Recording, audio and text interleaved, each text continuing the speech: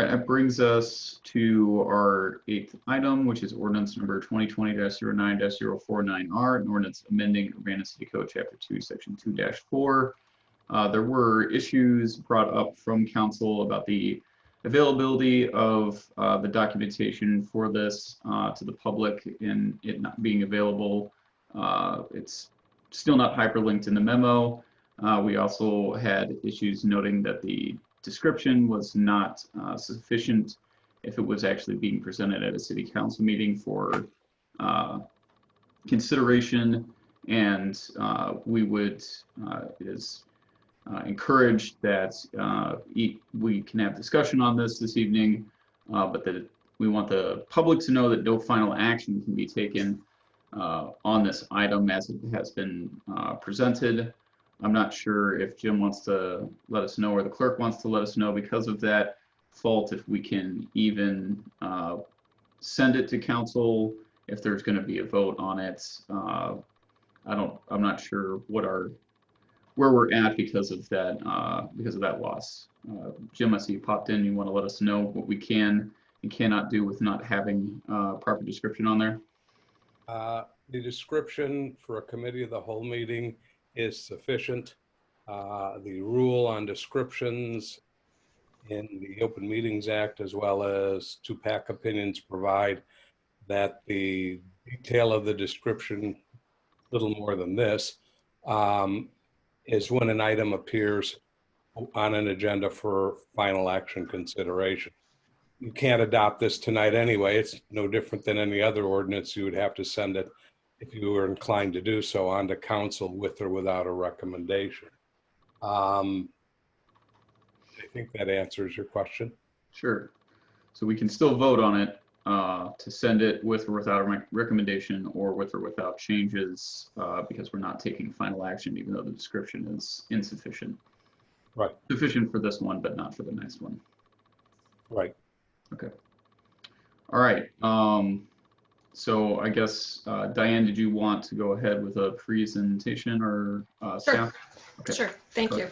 And this is a committee meeting, so that's why this is brought to committee for discussion. This is the equivalent of our study session, just so the public knows. Before I started, I do want to apologize to Benjamin Stone. I did use a gender-specific way to address him last week, and that was inappropriate, and I apologize for that. And I do take point with the folks who have been mentioning inclusivity in our city language, and so this would be a good ordinance to start with that, so we can make those alterations too as we go forward.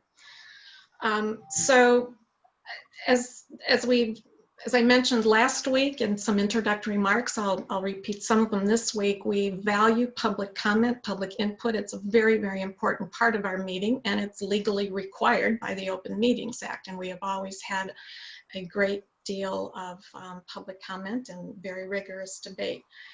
And we utilize that information to make decisions, to inform votes, and to really initiate projects and activities in the city. People have the right to speak. The cities also have the authority to provide time, place, manner restrictions related to public input as long as it's content neutral. So our Urbana City Code Chapter 2, Sections 2-4 establishes rules for public input for addressing city council boards and commissions. We've modified these rules over time, over the years, kind of like our liquor code. It's been amended and tweaked and changed over the years. The last modifications that were made were actually last September when the former city clerk clarified some of the language in this very section. Some of the practices are actually listed in our city code. Some of our council rules are actually listed in our city code. Some of what we do in council meetings over the years have been long established practices, but aren't actually listed in the code. So I really think it's time for us to clarify the rules, particularly since we've now switched to remote meetings. All of our city code, all of the language related to public input was developed pre COVID. And as you know, a lot of things have changed since then. So I'd like to get some consistent guidelines in place. And as I mentioned last week, want to make sure that we have the time within our city council meetings to actually debate and deliberate. We have many, many very large challenges facing us today. We have to continue to provide the essential programs and services. Our top priority is to get the business of the city done, and we can only do it in the context of an open meeting. City council members cannot meet outside of a venue like this with more than 2 people. And so we have to provide space for deliberation and consideration and thoughtful consideration. But the issues that are facing us today are very, very significant. And we are responding to many of the demands, the requests, the questions that the public has raised over the past few months with regard to public well-being, safety, and policing. Just because they aren't discussed every week at a city council meeting does not mean that work isn't going on within city staff behind the scenes. It takes time to bring these things forward to get them to the point where it's ready for council consideration. The other thing that I wanted to focus on was the tone of our council meetings, and as I mentioned, over the past few months, the increasingly hostile atmosphere that's been created in our meetings. And it has discouraged people from participating. People have told me that. People want to participate, but they are afraid of becoming a target themselves. And that's exactly the opposite of what we want in our council meetings and what we've generally had in our council meetings. We're all under a lot of stress in this community, and our council meetings should not add another layer of anxiety to that community stress. So I've proposed some changes to city code. This isn't the complete code, but some of the changes that are being proposed are primarily for the verbal input part of our meeting. I'm recommending we have a standard practice of up to 3 minutes per person versus 5. And that we have up to an hour of public input at a council meeting. I've been calling around to different communities, trying to survey what other cities are doing generally, and a council member or 2 have sent around some examples from other cities as well. What you're seeing is public input as short as 20 minutes in some place. Generally, most cities are in the 30 minutes to an hour range for total public input, and 3 minutes versus 5 minutes. I really think it's important that comments be addressed to the council as a whole and not directed toward individual council members, as we've seen, or individual elected officials, or board and commission members, or even other members of the public. We really do want to give people an opportunity to speak, and 3 minutes would allow more people that opportunity within the given hour of time. We've always asked that if there's a group of people who have, if you want to say similar things, that they appoint a spokesperson for that group. That will help move things along well. These are intended to clarify, provide some flexibility, for example, in our meetings, but to clarify our rules of engagement. And the email input, we of course still accept email input, and that is incorporated into the record. People can write, people can call council members, and council members of course are encouraged to engage constituents outside the meeting. That's part of your job as a council member, is constituent engagement. So this is an opportunity to clarify our rules, to make them more predictable, and to particularly tailor them to the meeting format that we find ourselves in today. And we're looking ahead, we're going to be in some form of a remote meeting, a Zoom meeting, probably for the next year at least, even if we return to some in-person meeting, I'm predicting, I expect that some council members will feel more comfortable not meeting in person until we're through this pandemic. So we've got an opportunity and I think an obligation to settle on rules for this particular meeting format and focus on something that will get us through at least the next year or so. Thank you, Diane. Any questions for Diane from council members or the city legal department, staff, etc.? Mary Alice, go ahead. So one thing that I've been thinking a lot about is one of the consequences of the pandemic is that we've had to shift and change with how we conduct meetings virtually. And so I feel like we haven't been as consistent as we should be because we've been learning as we go. So I think it's good for us to be able to write down something that does give the public consistency in terms of how to provide public input. But I guess my question is, why are we changing the city code for all meetings rather than having fully electronic meeting kind of guidelines? You mean board and commission meetings?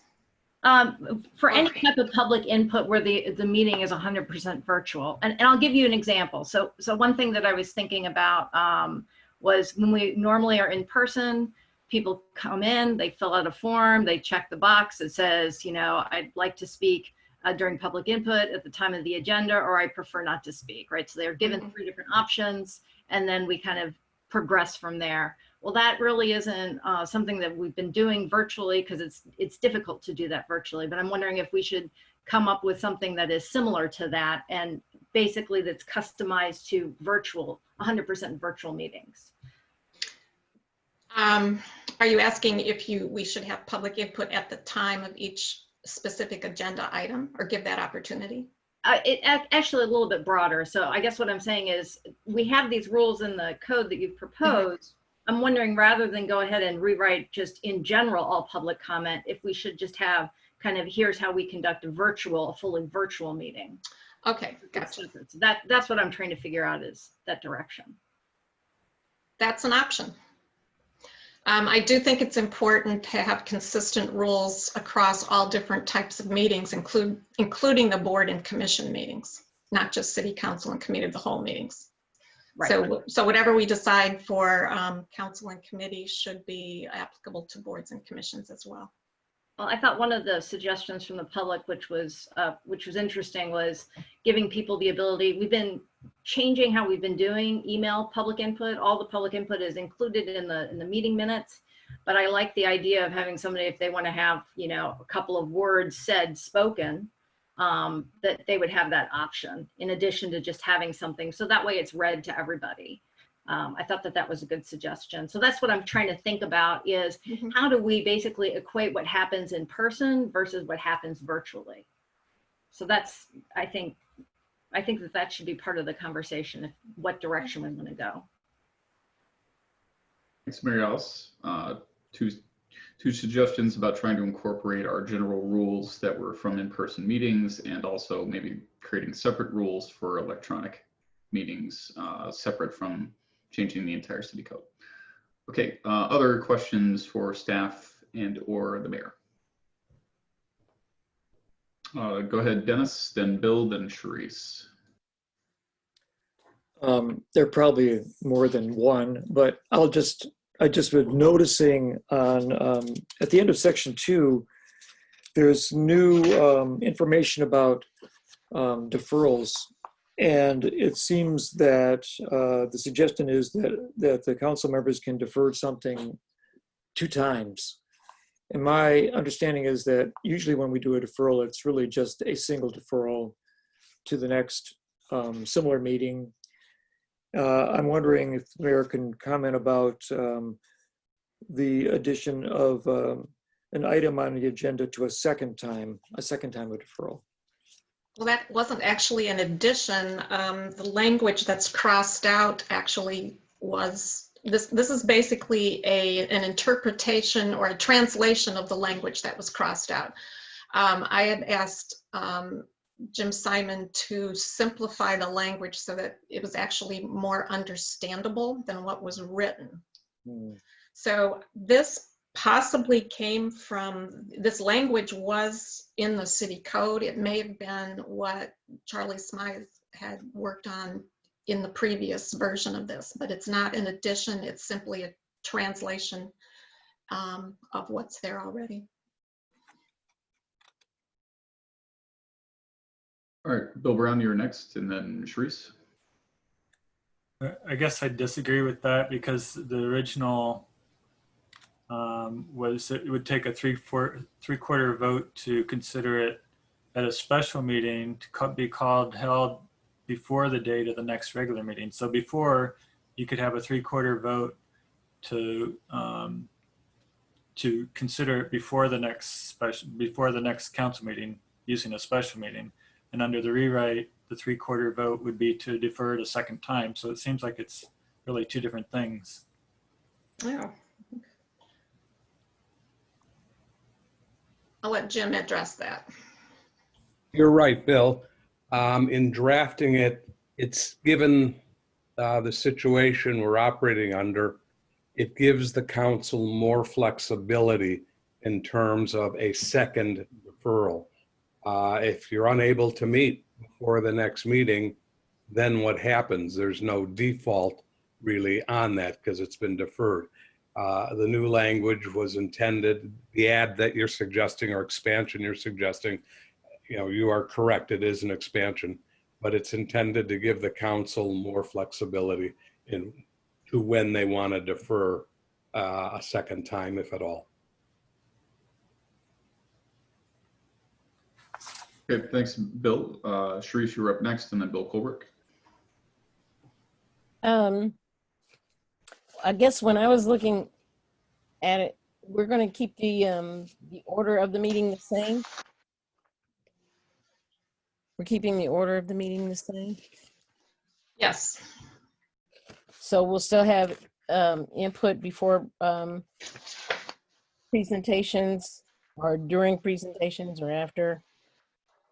Yeah, I didn't add another public input portion of the meeting just before adjournment, specifically to give the presiding officer the flexibility depending on what was happening at a particular meeting. So if all the input can want it to be done at the beginning, that's fine.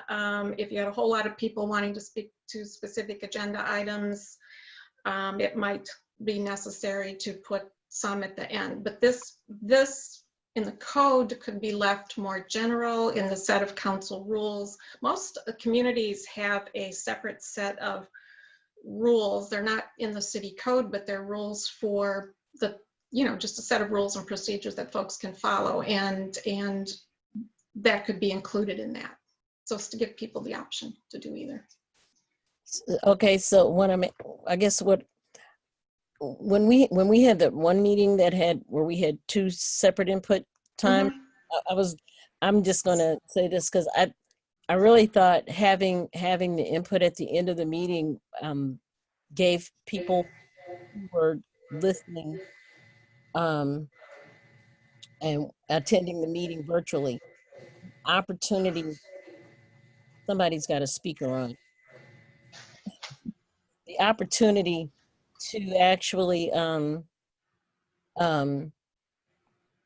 be more informed, especially if we were talking about if we were discussing anything during the meeting that they were going to be, they wanted to talk about.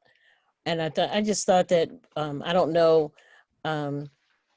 if folks felt more informed with that format or what, so that because we may have answered many questions that they may have had about a particular agenda item. And I was wondering if there is any way that that would be an issue. Does anyone else have an opinion about input at the end of the meeting? We'll save questions for council for discussion. We're just asking questions of the mayor and staff right now. Okay. I can answer your question. If you felt that that was important to add that second public input at the end of the meeting, it certainly could be done. Okay. This is a discussion tonight, so. Okay, Bill Colbrook, you had your hand up next. Yeah, I just wanted to comment on that second deferral. I think because of the the weight and the gravity of the issues that we're dealing with on a weekly basis, and the fact that our meetings are already packed with agenda items, I just think that second deferral gives us another very, very good option, to defer something, down the path, because we still would recognize that it's important to talk about, but we're just able to push it to a meeting that we're going to have more opportunity to discuss, those issues, because we've experienced already where something very, very important has come up and it's already past the 10 o'clock hour. Matter of fact, we took a very, very important vote one time. It was 10 minutes, 3 minutes till 11, and we were all exhausted.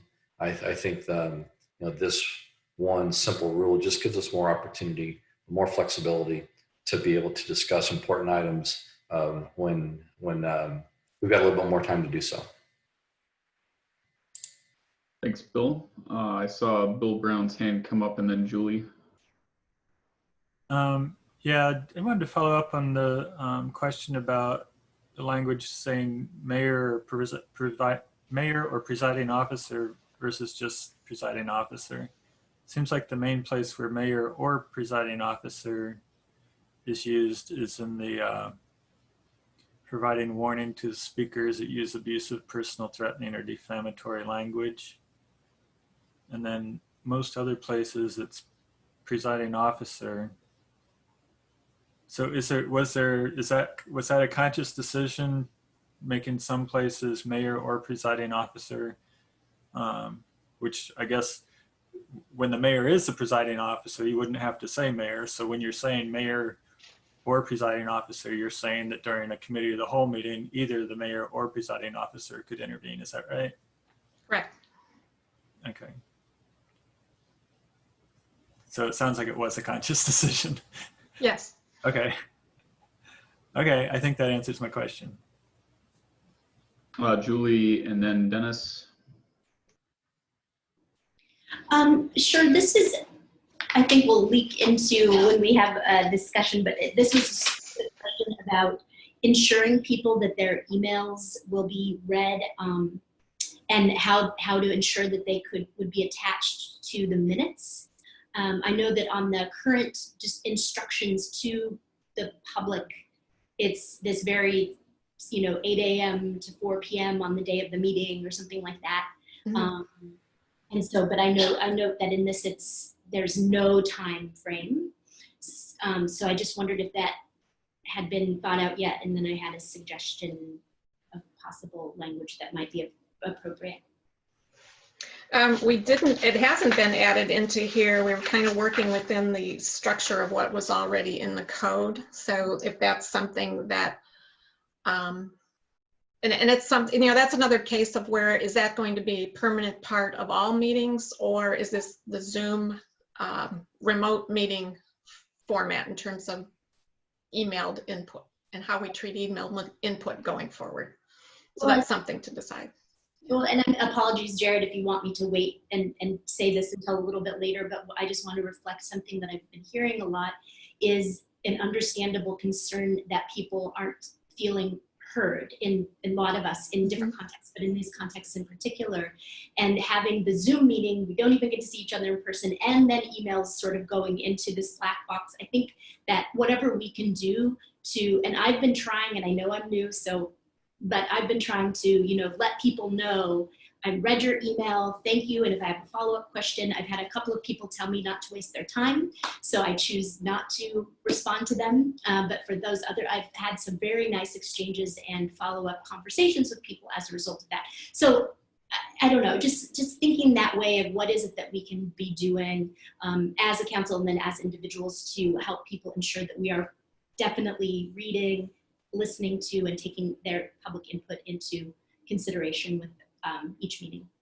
And pre-COVID, of course, people emailed comments, and I know we as council members always read them, made a point to read them all personally, but they were not read into the record or entered into the record. So when we switched to the Zoom meetings, that's one of the first things that the city clerk did. And that's some cities that I surveyed, they only take email input. They do not take verbal input. For example, the city of Danville does not do verbal input. All their input is by email only. So emails have suddenly become much more important in remote meetings as far as how it's recorded or incorporated into the meeting record. All right, Dennis, you were up next, and then Mary Alice.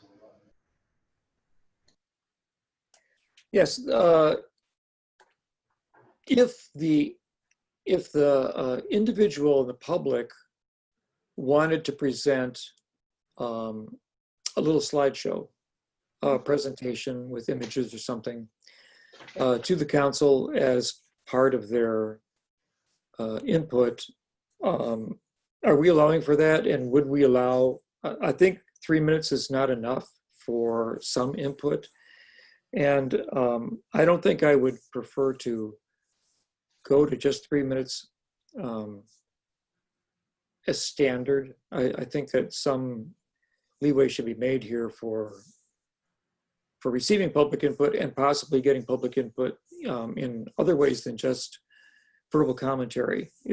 Are we allowing for shared screen use, or is that too dangerous in respect to Zoom bombing? No, number 7 still allows for a presentation by an invited presentation by a member of the public. And I believe it's been up to 10 minutes in the past when we've had people come in and do that. Okay, so that's not changing. No. Thanks. Mary Alice? So I agree with Dennis. I think that having right off the bat 3 minutes is too truncated. So I've been trying to think of a happy medium here. And so I was thinking rather than having 20, I think is our rule right now, where if you have 5 minutes unless there's 20 or more people. I was thinking of having 12 or 15 or more people wanting to speak. That would, then it would drop down to 3. So basically we're dealing with 3 things, right? We've got the place, time, and manner. Those are the 3 things that we're talking about. And so the place here happens to be Zoom. So we have different items with Zoom. The time is both in how much time an individual is given versus how much time total we can have. And then the manner, I think, needs some discussion. I have some concerns about making sure that we don't infringe on people's freedom of speech. And I recognize that, you know, these are long public input sessions that we have, that we hear from a lot of different people, and some people are very passionate about what they think. Some people have very strong opinions, but the difference between content-based, we just have to be sure that we're not blocking any kind of public comment with content-based. And so even if I don't like if people call me out and say something about me personally, that doesn't mean that I should prohibit them from saying it. So I just would like to have a conversation amongst council members in terms of what does that mean? So as I was looking at some of the cases that different people have sent, Jim, you sent some stuff about casework. Manner, I guess the best example of manner that I found was somebody can't bring a megaphone to city council and use it to give their public comment. That's kind of manner. In terms of Zoom, it might be somebody having some kind of sound in the background, like a foghorn or something. I'm just making something up right now. So to me, manner is different than content. And so we have to tease that out a little bit to make sure that that that we're not moderating what people's content is. So those are the 3 things I wanted to talk about. Thanks, Mary Alice. Responses may be needed for that in council discussion. I'm assuming Bill Colbert, you were raising your hand to respond to that, but if let's keep this in questions for the mayor and or staff for right now. And once we get to discussion amongst council, we can have that discussion. Are there any more questions for the mayor or staff? Julie, and then I'll go back to you, Maris. So I think that a lot of what we're specifically talking about are our experiences on city council, but recognizing that this would be helping ensure that rules were being set for all of the other many committees and task force and so forth moving forward. I think that's something to take into consideration too regarding time. And I wondered about, Diane, if you had a sense from staff or other people who are on. I'm on the traffic commission, which doesn't seem to need to meet. And I sit in on some other things, but I know it must differ commission to commission. But thinking about that of like how to have, again, the clear, consistent rules that the public would recognize for all public meetings that are specifically agenda-driven meetings, as opposed to a public input listening session, which would be, you know, a different set of things to consider. Was that a question? Was there? I'm sorry, that's the historian. I apologize. Yes, the question is how much, like what I say is we're talking and what we heard in terms of public input today was concerned this particular body of people, you know, that limiting speech, you know, these concerns that people had. But we're also thinking about making a set of decisions about people who aren't here to give us that input. So that's what I wanted to hear. Feedback that you have heard, or that you have other council members have heard from staff and commission members and such on other bodies that are facing. Yes. What we're hearing from other bodies, there is a need for a consistent set of rules and the same sort of expectations in those meetings as well, so that you know, the focus remains on the issues, not on the individuals, that they have time to do the work of the board or of the commission the same way we do at city council. Now, in other communities, I think the Evanston example that you sent around, they had set different total time set aside for public input was different for boards and commissions than it was for city council. But as far as expectations for, you know, civil, respectful conversations, that was the same. Okay, Mary Alice, you were next, and then Dennis. I was just going to make a motion, but if Dennis has a question for Dennis, I do. It's something else that came up, and just I was thinking we should. I'd like to ask it, I guess. So there's been a concern about manner and about you know, the comment about what is neutral content or content neutral. You know, so, and then there's questions about, so what do we mean by, you know, what's abusive language, what's a personal attack, and or what's threatening or defamatory. These are things we want to kind of steer away from or discourage the public for doing. And the reason being that you can make your point without being mean. So the question was, you know, do we have to identify, do we have to put definitions into the city code about what we're referring to, or is this covered generally in like Robert's Rules of Order, or you know, I mean, I think that when I asked our city attorney, he said, well, you know, we can use Merriam-Webster's dictionary, you know, to figure that one out. So that's my question is, how specific should we get onto this one issue, which is contentious in our community right now? I'll let Jim address that. The question you raised, Dennis, is a very, very common question when you're dealing with these kinds of prior restraints. Unfortunately, there is no bright line test as to what is abuse, what is harassment, what is threatening. Defamation's a little clearer, but the cases turn on specific facts. For example, and I'll use myself as an example, I have been alleged as being corrupt, That's imputation of a crime. I have been alleged to have committed illegal acts intentionally and with malice. That's imputation of a crime. I have been alleged to be unethical. That is not a crime, but it is clearly an illegal act that has the equivalent of criminal penalties. That clearly not only is defamation, and if it's spoken, it's slander. If it's written, it's libel. If it's recorded, as our meetings are, it is libel. But not only that, it is libel or slander per se, which means that, all one has to prove is that the statements were made, that they are in fact false or overstated, hyperbole. You don't even have to prove actual monetary damages. So defamation's a little bit easier. All one can say is whether it offends normal sensibilities.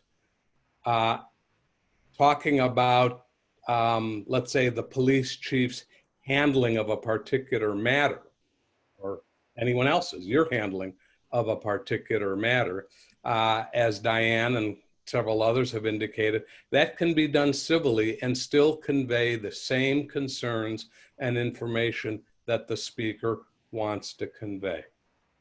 Case law has held that restraints on those types of comments, abuse, harassment, et cetera, that is not considered content.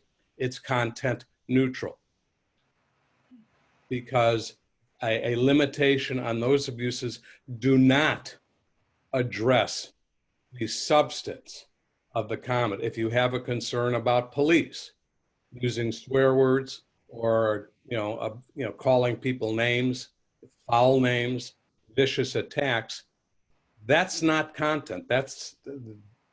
That can be regulated. They still can talk about the police or the legal division or the city council or anyone else they want to talk about public input. They certainly can provide and convey the information about which they're concerned about, their viewpoints, their ideologies, their suggestions for how to solve problems and all. Those other forms of communication deal with tenor. And the cases are pretty clear that kind of content, those types of regulations, prior restraint regulations on speech, are within the First Amendment, even under some pretty strict scrutiny standards. There are multiple levels of scrutiny that I'm not going to get into because you really get into the weeds. But as I've indicated, those types of regulations are clearly within First Amendment bounds, as long as they don't control the subject matter. Okay, I understand. So it's the tenor of their delivery, and sometimes even the choice of words is within the control of the speaker, and the individual can choose to do civil discourse, or they can abuse, harass, or slander an individual during the discussion. So so there might be potential recourse for such an activity? Yeah, there is potential recourse, but the point is here with a rule or regulation or this draft ordinance, a municipality, a public body, even consistent with the Open Meetings Act and PAC opinions that relate to the Open Meetings Act, because they defer to the courts on what is content neutral, what is time, manner, and place restrictions. The issue here is whether a public body can regulate by prohibiting the kinds of speech that are referenced in this draft. That's the issue. How a person chooses to speak is up to that individual, but the presiding officer has, or the mayor, which however you want to put it, depending on what the meeting is, who's chairing the meeting, has the authority to ask that person to cease that kind of activity. And that wouldn't be a restraint on that person's speech in violation of the First Amendment. And if the person refuses to do it, The presiding officer has the right to, in the Zoom world, mute the microphone. In an in-person, ask the person to cease and desist and step away from the mic. And if the person refuses, the cases and PAC even allows the physical removal of a person who continues to abuse their right to speak. And does a council member who feels that there is harassment occurring, but that the chair is not observing it or calling it, can a council member then address the chair to ask for action? Or that's, I guess, what would have to happen, because Sure. The chair is holding the mallet, basically, as you say. That's right. The chair is holding the mallet. The members of the public body can bring that to the attention of the chair of that particular meeting. If the chair doesn't do anything about it, then the chair doesn't do anything about it unless the council votes to mute in the Zoom world or remove the person from the microphone in a in-person, or even if they're being totally civil disobedient, removing them from the meeting. Now I have one more question. I'm sorry, everybody.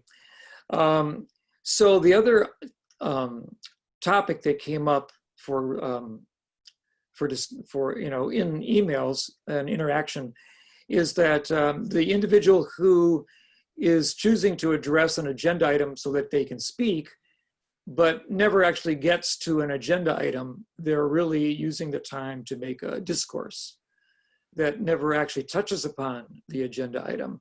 What's the appropriate interaction, or are there any kind of restrictions about that or guidance that we should be observing?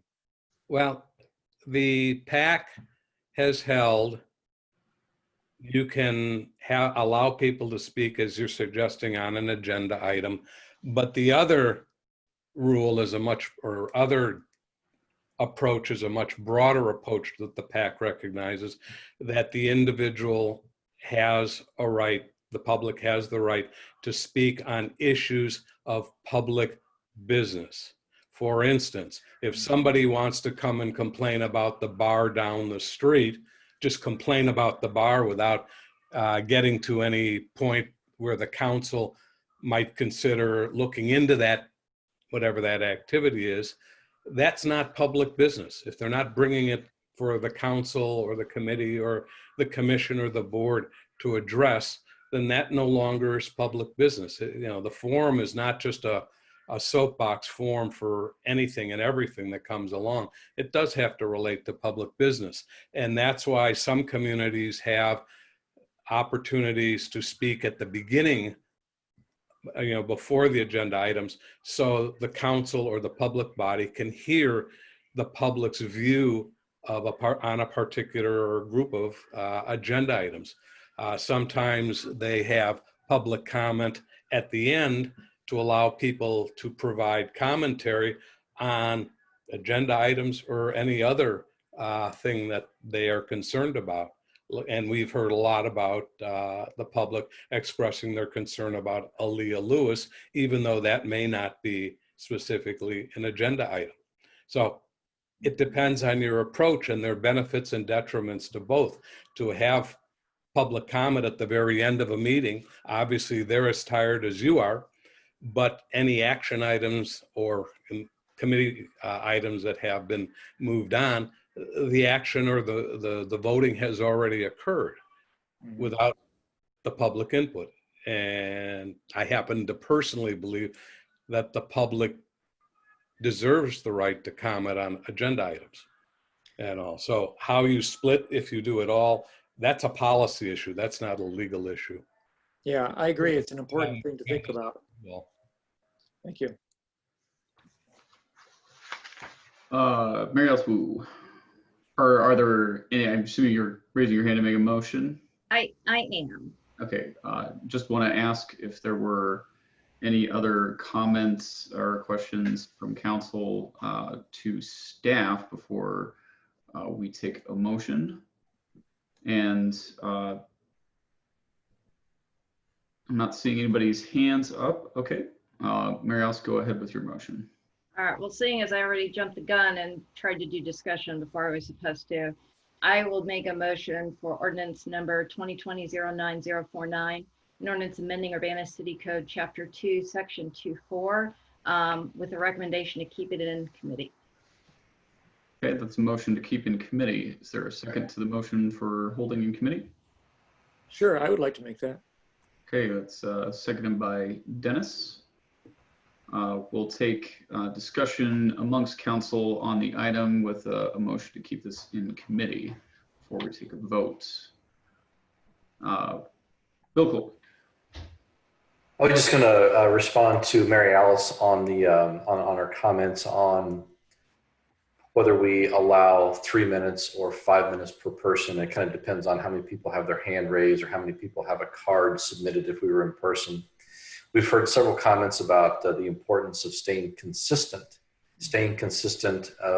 from committee of the whole to committee of the whole, from this meeting to a council meeting, and then even, you know, across the fence to other meetings, you know, that the city holds as well.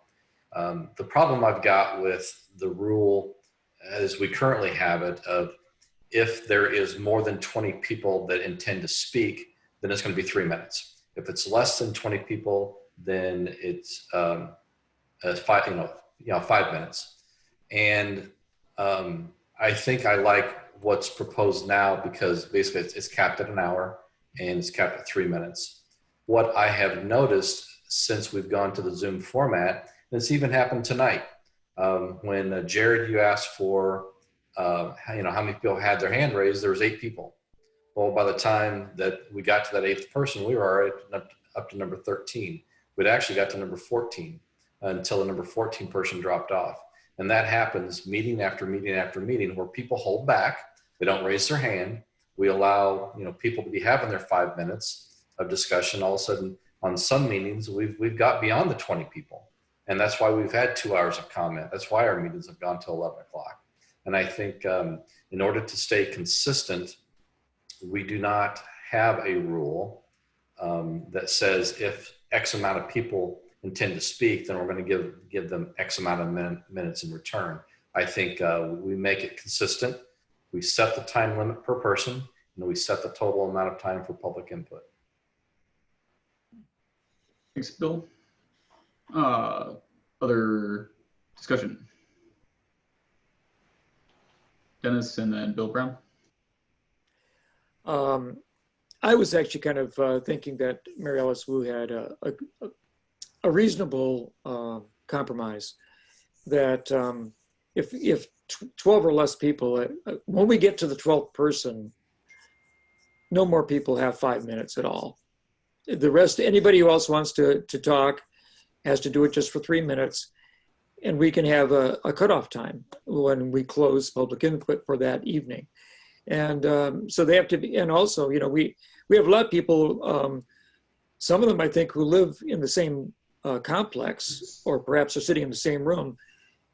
Each want to speak for 5 minutes on the same topic. Sometimes the text of their conversation is practically identical. And I hope we're like kind of past those kinds of public input, sessions and are being more thoughtful now. But I want to be generous to a few, but I want to be less generous to the many. And I want to have a cutoff time. And that's the thing that I think is most fair to us, so that we don't spend 2/3 of the meeting listening to the public comment and then having 45 minutes to actually do our business, which is not serving the city or the rest of the community very well. Thank you. Thanks, Dennis. Bill Brown, you're next. Yeah, I think I agree with Bill Colebrook about keeping it consistent at 3 minutes for the same reasons. We just don't know how many people want to speak when we start out. Like we did when we met in person, we always knew because you had to fill out the slip beforehand. And there may be, I think for a while we let people fill slips out a little late, but we even tried to stop that. So I agree with the consistency. I know 3 minutes can seem a little short if you have a lot to say.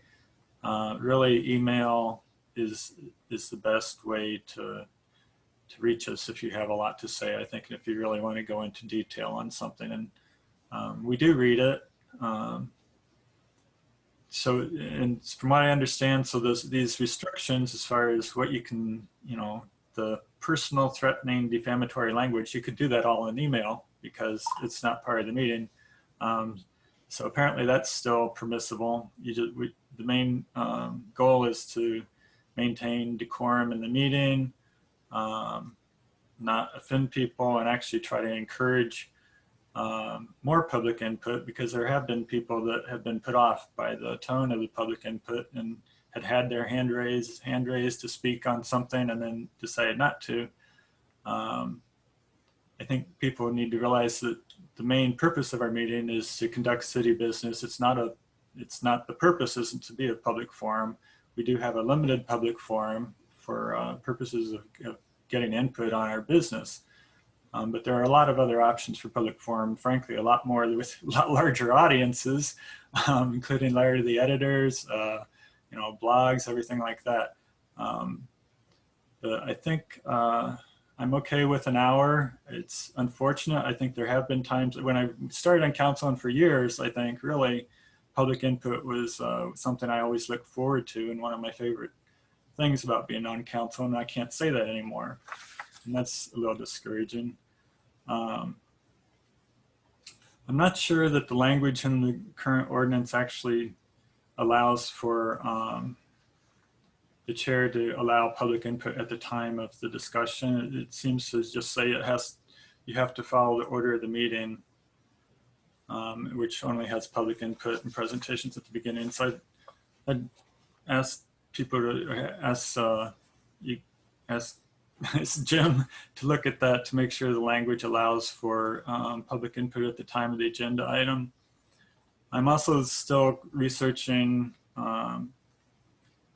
the language about abusive, personal, threatening, or defamatory, and I'm not real convinced that that's going to be it's not going to be easy to enforce. I think, most of us probably recognize abusive input when we see it. So I don't know if both the mayor and presiding officer need to have the same ability to cut somebody off. I'm not sure exactly how that would work if they disagree. I don't know why the mayor couldn't just do what the other council members do and appeal to the presiding officer to discontinue, and the presiding officer could take into consideration that it's the mayor. I think there is some level of training really that has to go into managing a meeting with these restrictions to make sure we all understand what is defamatory language. When is personal too personal? I think people doing public input too need to consider if they could accomplish the same thing by not using names and just say, especially if it's staff, it's really not fair to staff to pick them out. I think people that are elected and more public figures were more used to it, but staff members, you could accomplish the same thing just by saying the city did this to me. The city gave me a parking ticket, not a specific officer or something. The city denied my request. I think it would strengthen your argument instead of detracting from your argument by making people wonder if something's just personal between you and that staff member. It would actually strengthen your argument to use the city instead of the name of the staff member.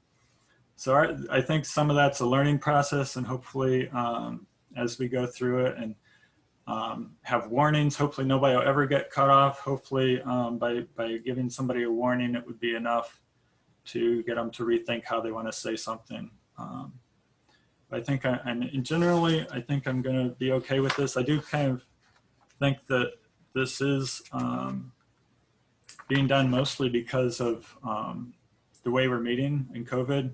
So it is tempting to make separate the two, although we don't know how long we're going to be meeting like this. So I guess, we could just change it again, or whoever's still around at that time could change it again if we go back to meeting in person. So yeah, I could go either way on that, but I think there's still a little bit of research to do. I'd support keeping it in committee. I think I'd also would have supported just forwarding with no recommendation and taking a week to consider, but either way. Thanks, Bill. Other discussion? Julie? Yeah, I recognize that we're a part of a long, ongoing conversation about politics and public speech and governance that's been going on since well before, you know, anything like the city of Urbana existed. I mean, this is always a push and pull that exists. And I had a really enjoyable time looking through some research to see what best practices are, sort of recommendations from a number of organizations around the country, nonpartisan, nonprofit organizations that are trying to give citizens input on how they can best be, make their public input the most effective, as well as recommendations for cities on how they can be sure to not be able to balance the need to finish this work that's required by the city and continuing to ensure robust public input. And I think I have shared that with the council, and I shared it with some of the people who wrote to me today, who are very, I know, upset about the possibility of these kinds of limits. But I do hope that if anyone, I guess I'm saying this out loud too, is that if anyone's here listening and they want to email me, I'd be happy to share that list of resources with you, because I think it's from across the country. It's a lot of different kinds of organizations, some, like I say, that are focused on citizen input and the city, because the reality is we are part of this community. And I think what has been such a shock and so sad for me when I came on the council was to see just how disheartened people are on all sides of this. You know, kind of people are feeling under attack in the community as a result of the global things that are happening, national things that are happening, local things that are happening. And the city council is also feeling under attack because of the hard work that they're trying to get done under a barrage of extremely challenging issues that nobody in a lot of cases has had to face before. And I think that if we can move forward on this with a sense of empathy for one another and where we are, and I'm all about Urbana love, and I do believe you can say I'm naive and silly, but I'm telling you, it makes a difference if we approach one another in that respect for each one of us and our dignity. I think if we can look at it from that perspective, that we'll come to an agreement, and it might be shaky for a little while, but I think it will improve how everybody's feeling week to week. Because I don't think you all should be dreading coming to this meeting writ large. Thanks, Julie. Other comments? Mary Alice, Sharice, we heard from either you in a little bit. I have some of my own, but if you guys want to comment, I'll take yours first. I guess what I want to say is I think that we got the proposed language on Sunday night, I believe, and we've all been kind of doing some of our research, listening to input and so forth. And so that's one of the reasons why I want to keep it into committee, so that we can make sure if we're really going to change city code that it's the best that it can be. And I do feel pretty strongly that we should have rules for 100% virtual versus in person, but that's just my personal preference. Thanks, Mary Alice. Any other comments? If not, go ahead, Sharice. Still okay. I guess the main question that I have is, within that hour of input 2, will that include any emails that people may have wanted read during the input? Diane? I guess I don't know who to ask. No, at this point, no. The emailed input would be incorporated into the meeting record, but they would not be read aloud. Okay. This is verbal input during a meeting. So this is basically more about conduct too, regarding input. Mhm. Thanks, Reese. Bill Colbrook, I'd ask you to take chair for me so I can make some comments. Let me unmute. Yeah, I'll take the chair. I recognize Jared Miller. Thanks, Bill. So, Mary Alice, I totally agree. I hadn't even thought about that in my consideration of this, but I think that what we do when we return to our in-person meetings should definitely be considered differently than what we're doing for Zoom meetings. I would much prefer, rather than changing the city code, that we develop a different, even if it's a subsection or a different section of this, that when we're performing a meeting in this manner, that these are the rules that we will work on, rather than changing the entire code and having to change it back.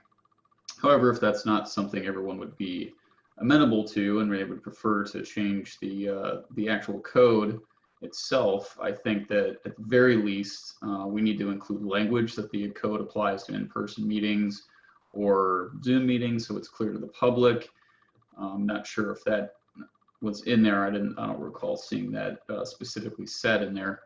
I think that I disagree with some of the changes, but I'm not going to get into that. I think all of you know my position on restricting some of these things. I would be open to compromises on those, but alternatively, at least as far as considering comments at Zoom meetings versus individual ones, a compromise also might be, if people preferred to amend the city code instead, that we include something in the ordinance that says, these rules will remain in effect until the expiration of the governor's emergency order, which, will effectively also signal the end of the rules that have his rules for the Open Meetings Act and how we're able to operate under these meetings in the first place.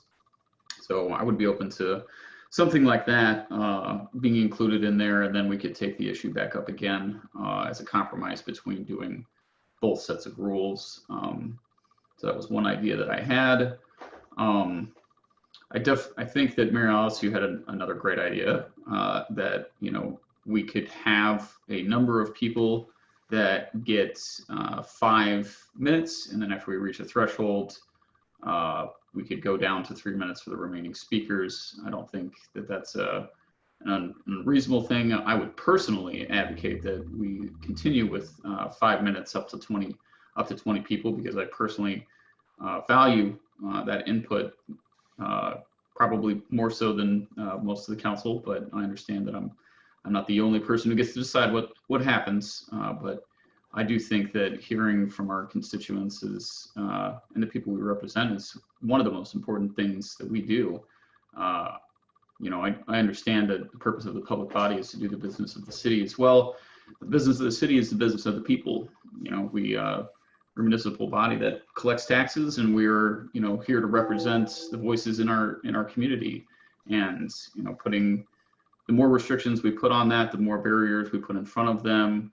And it's just discouraging to folks who want to be able to communicate with us and communicate their ideas. I do understand the concerns about the manner in which people are addressing folks. I do think all of us having, at least those of us who have been on, some of you guys who have been on for a long time, developed a, thicker skin to understand, that people get upset sometimes at us, especially when we ignore, things that people keep bringing up over and over again, and we don't talk to them about it. We don't respond to them. We don't give them opportunities to participate in discussion. I think that a single city council meeting, while some public bodies only meet, every other week or once a month, we're an energized body. And I think that, in my opinion, we're doing the least that we could do by meeting, once a week and providing the input as we're providing it today. I feel like, people go above and beyond the call of what is minimally asked of folks all the time. I'm sure we've all been in positions in our lives where we've gone above and beyond. And, these are, different times than what we normally deal with. 3 years ago, we had recordly short meetings where they were 8 minutes long or 10 minutes long. And, it was easy to say, oh, well, being on city council doesn't take a lot of time and effort. It's easy for us to, do what we need to do and go home at the end of the day. But, the world's changed a lot since then. And we have to deal with these very difficult issues. And I think that choosing to quell public input by putting a time limit such as an hour on total input at a meeting, it's just saying that we're willing to go and do even less than what the minimum was traditionally for public input.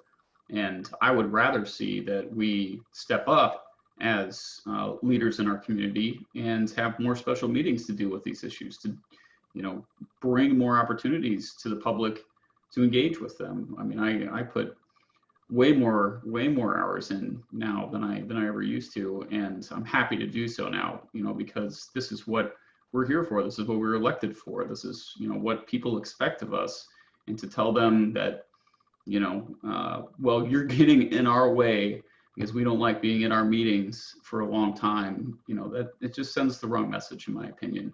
So I know we're going to keep it, probably the vote will pass to keep this in committee. We still have a lot to consider. I'm still very concerned, as Bill Brown is, about the language and how we are going to regulate that. I don't know how comfortable I would be. I think we're opening ourselves up for a lot of problems if we start to try to do that, and whether or not we're applying, those restrictions in a content-neutral manner, and that we are not mistaking how we're doing that. If it is the will of the council that they want to put those rules in about how people speak at the meetings, then we've got to develop some kind of, good explainer that's there on the website to tell people, here's the expectations for our meeting. Here's what we expect the public to do.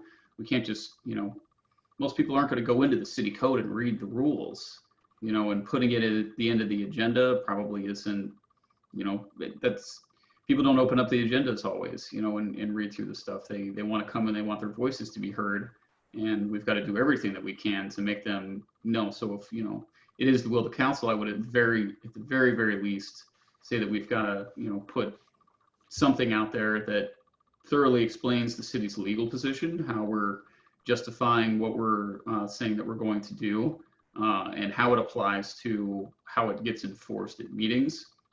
So that's one thing. Bill, I agree that, the language in number, I guess it would, 5 is crossed out because I believe that section got added as 4 under section 1 and 2, 4A, subsection now 4, where it says mayor or presiding officer. I do not agree that the mayor should have authority to provide those warnings if we choose to accept that language during committee of the whole meetings. Those are meetings that are chaired by us. It's kind of our only opportunity to do what we need to do. The mayor gets to chair every other meeting. We share power in our form of government. And I don't think that the mayor should be able to do that in meetings that are kind of reserved for us to be able to hold that position in the committee of the whole meetings. So I would not support that language being in there. I'm just giving you, I'm sorry, there's so many, and I'm not elongating you guys. I'm just trying to rattle off my thoughts on everything that I've heard everybody say thus far. So again, I would support, compromises and discussion on these things. We all have to make these decisions together. But again, I really want to stress, that even considering doing some of these things and wanting to change these things because we want shorter meetings, and all of that is just telling the public that we don't want to step up and do the things that I feel like we need to be doing to handle these issues. When we say we want to handle the issues, let's handle the issues. Let's call more meetings. Let's bring the public input in. Let's show them we're willing to engage, not shut them up in order to be able to do what we need to do. That's the wrong way to go about it. And those are the extent of my comments. Bill, if you would bring the chair back to continue on. So thank you for your comments, and I yield the chair back to you, Jared. Thanks, Bill. Any responses? Sharice, I see your hand. Yeah, I just wanted to say that regarding my idea about public input at the end of the meeting, the main reason why I thought that that was useful is because it seemed to me that the language and with the people who had input seemed more deliberative. They actually, it wasn't so emotional. People seemed more informed because we had discussed the issues before they, were talking about the stuff that they wanted to talk about. And I think we actually had hit on some progress or whatever that we have made on certain things, just because they got to hear us actually discuss, our particular opinions before that time. I don't think a lot of folks understand that with we don't, call each other and and have, meetings amongst each other. We don't have city offices or anything like that. The only time that we actually get to discuss issues is when we are having a meeting. And just like they may be seeing it for the first time, sometimes we're seeing it for the first time too. And I just thought that, and actually I wasn't talking about putting all input. I had asked Diane about there being 2 different times for input. So that I just wanted to correct that, what you said regarding that, because I just felt it gave the people who wanted to have some public input more information, and they could be more informed, or maybe somewhere during the meeting we may have even answered their questions, and that questions that they may have had. Maybe we all had the same questions, even. So I thought that was helpful. At least it was for me, in the sense that when the input came through, they seemed to have they even brought up things that I hadn't thought of during that discussion. I just thought it was helpful. It was helpful for me. I thought it would be helpful for the community as well, to hear what our opinions are about certain things, maybe before they have input about stuff too. Thanks, Sharice. Diane? Just wanted to say, I serve on a number of boards, and a couple of the boards do have public input 2 different times. They'll do it at the beginning of the meeting, and then they'll do it right before, and then there'll be the option of right before adjournment. So this could be added to our order of business, and then it would give the presiding officer the flexibility, again, depending on what's going on at a particular meeting. Yeah, it have to be like that every time. It may be one of those issues where, if you look and you see hands at the end of the meeting and it's like more than 5, you may want to give people an opportunity to say something, or at least up to 5. Maybe I should put it that way. It's like, oh, well, some people get some more information that they either want or they want to give, or maybe, there may be a solution or something in there of something that we haven't thought about while we were discussing a particular subject. Mirals? So Diane, I think that the city of Champaign structures there so they have 2 public input, one at the beginning of the meeting and then one at the end. Is that right? They do it at the time of agenda items and then at the end. Is that how they're handling it via Zoom as well? I believe so. I know they have the major portion of public input at the end of public input, but I didn't know how they were handling the agenda. They do take it at agenda items. I think from a Zoom standpoint, it's more efficient to do it. If you're going to speak to an agenda item, you do it all at once at the beginning of the meeting, then get to the agenda items. And then if you want to add that separate section at the end for general comments or follow-up, well, actually for general comments, I still think it's important only one, person speak once during a meeting, just to be fair. And while we're on this topic, I think there's a question of fairness if some people are allowed to speak for 5 minutes and then suddenly the rest of them get cut to 3 minutes, which is why I recommended that we just stay with 3 minutes for the Zoom format, just to be fair to people. But I like the idea of focusing on Zoom. If you want to do Zoom rules, we can adjust this to make it Zoom rules. I mean, that's where we're going to be. This is going to be our world for the next 6 months to a year. I think a year. So we can go that route, and I can try to incorporate as many of the comments that I got from you tonight to bring back 2 weeks from now. Sharice, I want to piggyback real quick and just say, I would never not support more opportunities for public input. I honestly don't think that it would be too difficult if we put it in the rules and made it known that we could do 3. We could do public input and then ask people when they're recognized, do you want to give your input now? Do you want to give your input at the time of the agenda, as we've traditionally done? That's usually been the 2 choices. And then would you prefer to give your input at the end? And we give 3 opportunities for people to speak at one of those 3 opportunities. Sorry, I go back to my chair duties. Julie, you had raised your hand. I will say I support consistency as well. And I think, and by saying 3 minutes at an hour long means that, that's a guaranteed 20 people are going to get to speak, which I think that in itself is opening up an opportunity to ensure that many people could speak each week.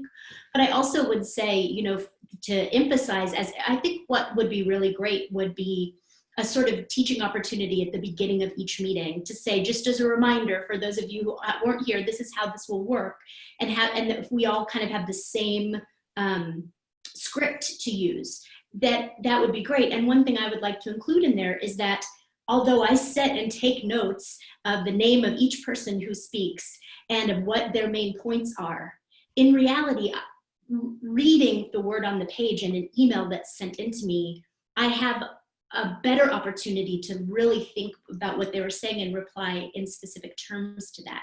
And so, and I may be different. I'm more of a visual learner than I am oral. And so I know that's just how I learn. But I would say that too. And I would take a little bit of, I just want to push back a little bit on what Jared was insinuating, was that any of us who want to make our meetings run more efficiently, to ensure equity of access to public input without always pushing our meetings to the, the length, the latest possible by law, means somehow that we are not valuing public input. And I certainly do not see that as in any way, shape, or form. And I'm nothing I've said would reflect that either. So I would ask that not be interpreted in my words. Thanks. Thanks, Julie. Other comments? I'm not seeing any, so we have a motion on the floor to keep it in committee, and a second. And if there are no further comments, I'll ask Phyllis, please call the roll.